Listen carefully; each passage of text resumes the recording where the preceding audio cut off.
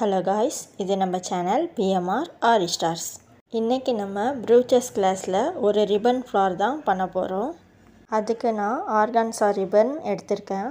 இந்த ரிப்பனை ஒரு 30 சென்டிமீட்டர் அளவுக்கு கட் பண்ணி எடுத்துக்கிறேன். இதோட ஒரு கார்னரில் ஒரு எட்ஜஸ் மாதிரி வரத்துக்கு கிராஸாக அப்படியே கட் பண்ணி விட்டுறேன். இது ஷார்ப்பாக ஒரு எட்ஜஸில் இருக்குது பாருங்கள். இது எதுக்குன்னா நீடில் அது உள்ளே கோத்துக்கிறதுக்கு.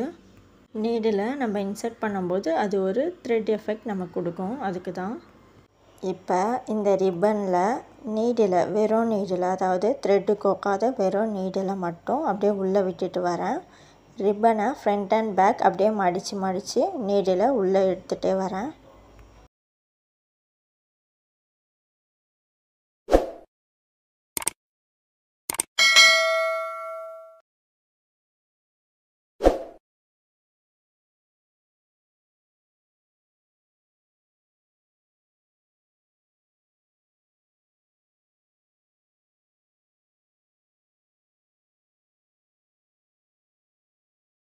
இப்போ ஃபுல் ரிப்பனையும் நீடிலுக்குள்ளே இன்சர்ட் பண்ணியாச்சு.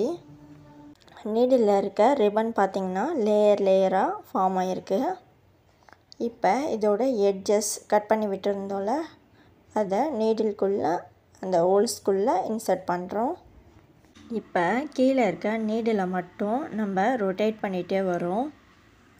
நம்ம கீழே நீடில் ரொட்டேட் பண்ண மேலே லேயராக ஃபார்ம் ஆகிருக்க ரிப்பனும் ரொட்டேட் ஆகி ஒரு ஃப்ளவர் ஷேப்பில் நமக்கு ஃபார்ம் ஆகும். இப்போ கிளியராக பார்த்துட்டே வாங்க. கீழே நீடில் ரொட்டேட் பண்ண மேலே ஃப்ளவர் ஃபார்ம் ஆகிட்டே வருது.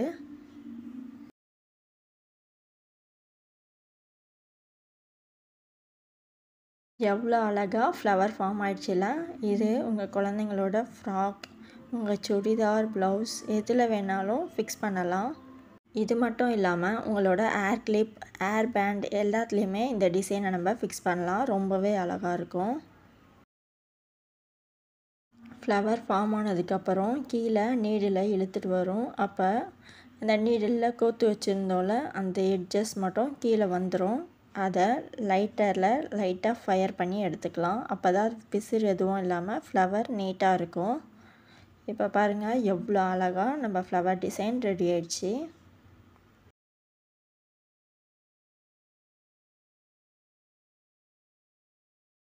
இதுக்குள்ளே நான் ஒரு 3 mm பீட் மட்டும் கொடுத்துருக்கேன்.